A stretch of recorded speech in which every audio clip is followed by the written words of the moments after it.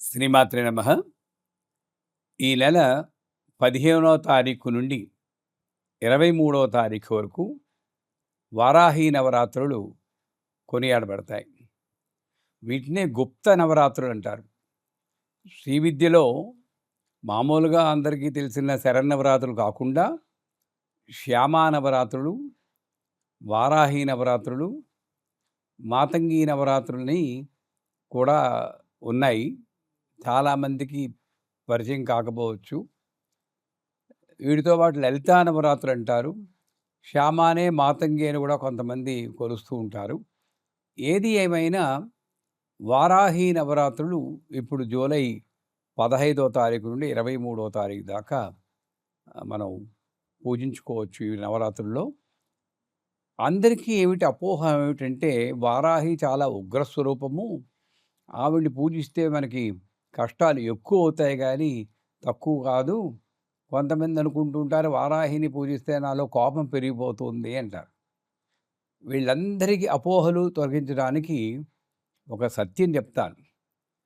వారాహి అన్నది మన లోపల బయట ఉన్నటువంటి దుష్ట స్వభావం కానీ, కుళ్ళు, ఈర్ష్య, అసూయ అటువంటి చెత్తని కానీ తొలగించడానికి, దీన్నే నేను డ్రైనేజ్ అంటూ ఉంటాను అప్పుడప్పుడు. దీన్ని తొలగించడానికి ఉపయోగపడే అత్యుత్తమమైన మంత్రం. ఆవిడేమిటంటే ఆవిడ కోలముఖి అంటారు. దీని మీద ఈ బోర్ ఫేస్ అంటూ ఉంటారు. ఒక కొమ్ములా ఉంటుంది. ఆవిడేం చేస్తుంది, మన వరకు నా వరకు నేను మంచివాడిని అనుకుంటాను. నాలో తెలియకుండా అన్నటువంటి నా సాధనకి, నా ప్రాపంచిక పురోగతికి అడ్డు వచ్చేటువంటి కొన్ని గుణాలుంటాయి. నాకు తెలీదు. ఎవరో చెప్పినా కూడా నాకు అర్థం కాదు. అబ్బాయి నేను మంచివాడినే కదా అనుకుంటూ ఉంటాను. అలాంటి వారిలో వారాహి మంత్ర ఉపాసన కానీ, వారాహి నవరాత్రుల్లో పూజ చేస్తే అటువంటి స్వభావాన్ని కూడా పైకి తీసి, అందుకే కోపం పెరుగుతుందంటారు. ఇప్పుడు ఒక కుళ్ళు కాలువని శుభ్రం చేయాలనుకోండి, నీళ్లు పోస్తే ఏమొస్తుంది, ఫస్టు కుళ్ళే వస్తుంది. అంచేత ఆ శుభ్రం చేసి నెపంతో మనలో ఉన్నటువంటి చెడు స్వభావాన్ని కొంత బయటకు వస్తాయి.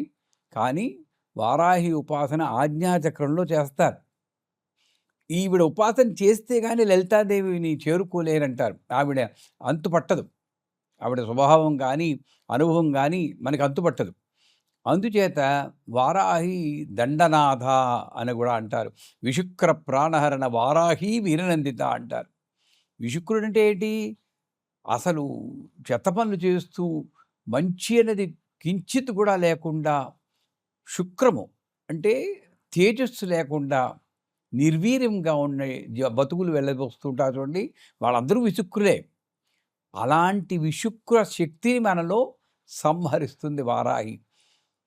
ఈ వారాహి మంత్రం సాధారణంగా గురువుల దగ్గర నుంచి దీక్ష తీసుకుని చేస్తే మంచిది. కాకపోతే ఇప్పటికిప్పుడు గురువు దొరకడం, తర్వాత ఒకవేళ గురువు ఉన్నా కూడా వారాహి మంత్రం దీక్ష ఇవ్వకపోవడం, మీరు ఇంకా రెడీ అవ్వలేదంటారు. అలాంటి వారికి ఈ నవరాత్రుల్లో జాగ్రత్తగా వినండి. లఘు వారాహి అని ఐం గ్లౌం వారాహ్యై నమః.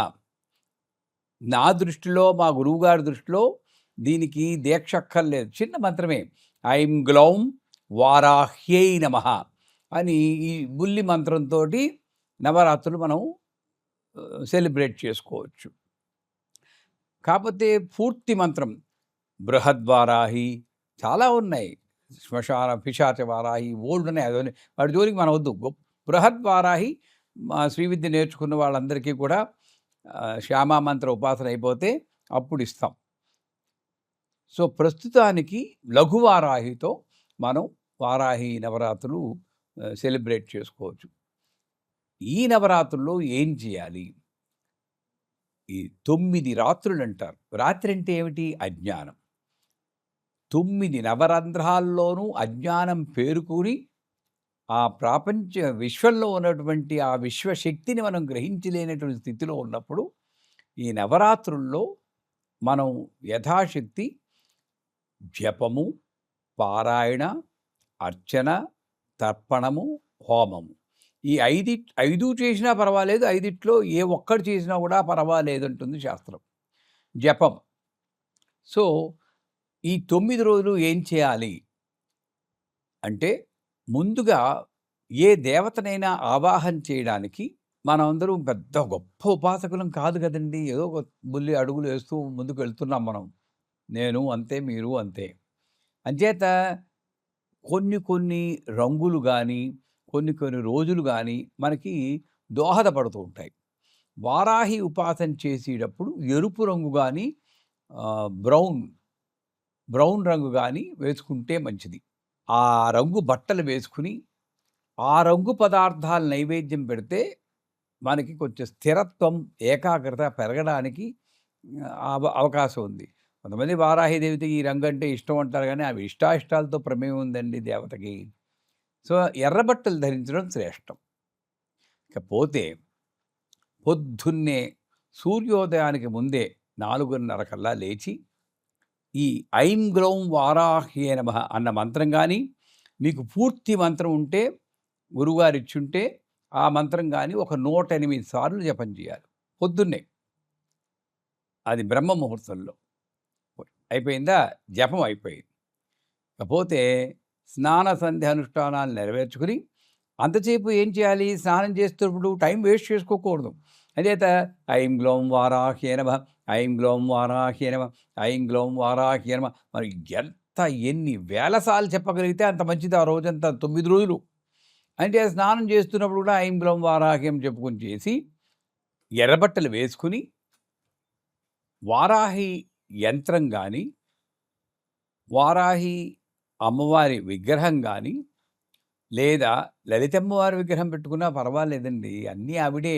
ఆవిడే 3గా విడిపోయి ఒక లలిత, ఒక శ్యామ, ఒక వారాహి. ఆవిడే.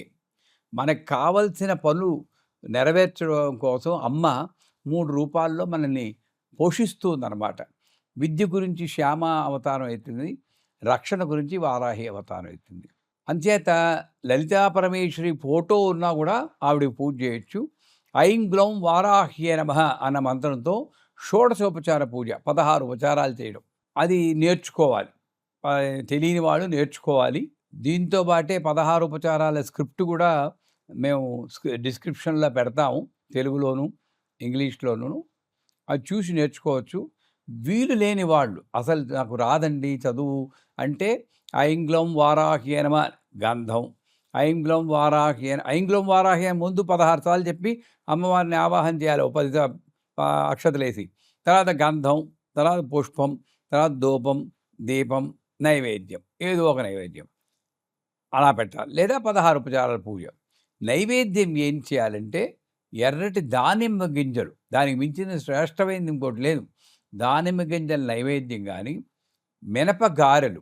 ఆ గారెల నైవేద్యం గానీ, కొంచెం తేనె వేసి గారెల నైవేద్యం గానీ, గుమ్మడి ముక్కలు కాస్త తేనె వేసి అది నైవేద్యం గానీ పెడితే శ్రేష్టమని అంటారు. సో, ఆ నైవేద్యం నివేదన చేసి, వీలుంటే అప్పటికి మన వంట అయిపోతే వంట వండుకొని అన్ని పదార్థాలు కూడా పెట్టి మహానైవేద్యం చేసి, అమ్మవారికి నివేదన చేసి, ఆ రోజు 9 రోజులు గూడా బంధుమిత్రులతో మనకు తెలిసిన వాళ్ళని ఒక్కళ్ళైనా పిలవాలి 9 రోజులు. లేదా ఎవళ్ళో ఒకళ్ళు బయట వాళ్ళు ఒకళ్ళు పిలిచి, "అమ్మ నేను పూజ చేసుకుంటున్నాను భోంచేయండి" అని చెప్పి చేస్తే చాలా శ్రేష్టం. ఆ బయటి వాళ్ళలో కూడా అమ్మవారిని చూడాలి మనం. మనకు తెలియని వాళ్ళు.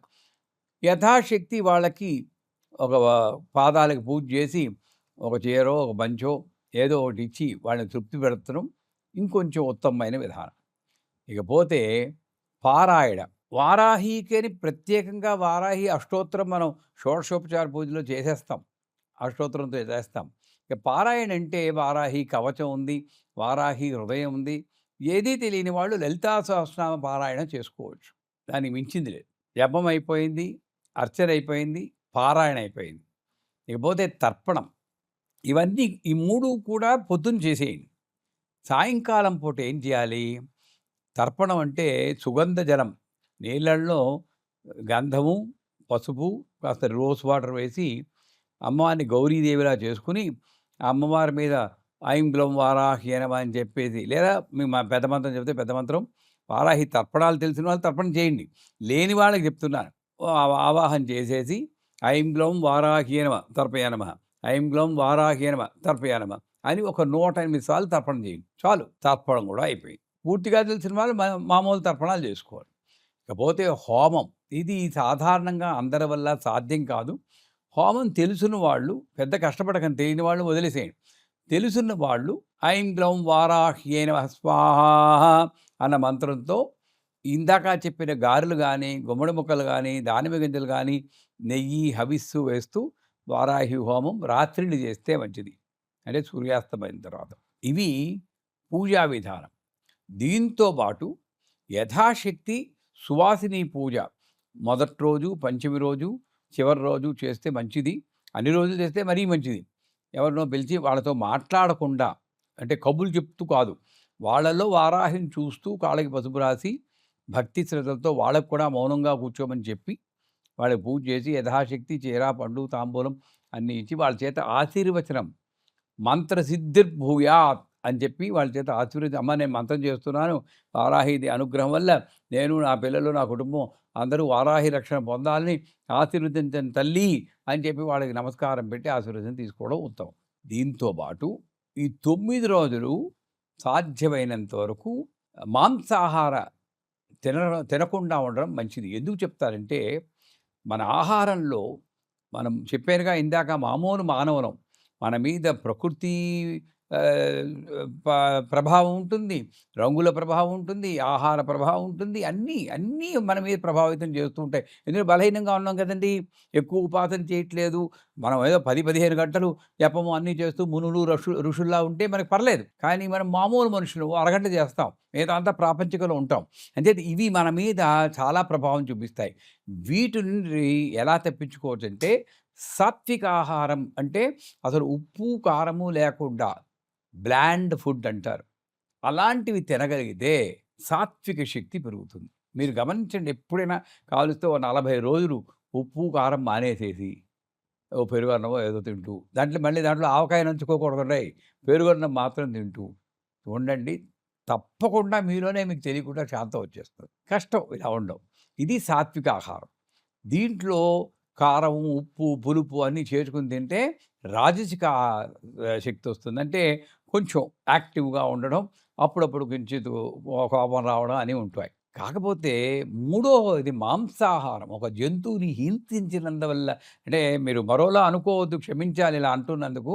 డెఫినిట్‌గా జంతువుని హింసించినందువల్లే వస్తుంది ఆ ఆహారం. మనకు ఇంకో ఆహారం ఆల్టర్‌నేటివ్ గూడా ఉంది. ఈ 9 రోజులు మాత్రం ఆ జంతు హింస వల్ల వచ్చిన ఆహారం తింటే ఇది తామసిక శక్తి ఇక్కడుంటుంది. సాత్విక, రాజసిక, తామసిక మాటల్లోనూ ఉంది ఇది. ఆ తామసిక శక్తి వల్ల ఏమవుతుంది? డిప్రెషను, ద్వేషము, ఈర్ష్య, అసూయ, కోపము, ఇక ఒకటేమిటండి, రాక్షసులకి ఏమేమైతే ఉన్నాయో గుణాలన్నీ కూడా మనకి ఫోటో కాపీ అయిపోతాయి. ఇది సత్యం. ఎక్కువ అది లేకుండా ఉండలేనన్న వాళ్ళని చూడండి కావలిస్తే, అలాగే ఉంటారు. కాకపోతే పూర్వకాలంలో తిన్నారనుకోవచ్చు. మనం ఈ ఈ ఆహారం తిన్నందువల్ల కొంత తామసిక శక్తి వస్తుందంటే, దాన్ని నల్లిఫై చేసుకోవడానికి, సమపరచడానికి నేను తగినంత ఉపాసన చేసుకుంటే పర్వాలేదు. పూర్వకాలంలో చేసుకునేవారు. ఏదో కొంత తినేవారు. 15 గంటలు, 20 గంటలు అలా చేసేవారు తపం. నీకేమవ్వదు. పాజిటివ్ బాగా పెరిగిపోయింది. నేనేం చేస్తున్నాను, చేసి పూజ ఏమో 10 నిమిషాలు. ఇంతింత లాగేస్తున్నాను మాంసాహారం. ఎక్కడికి పోతుంది ఆ నెగెటివ్ ఎనర్జీ?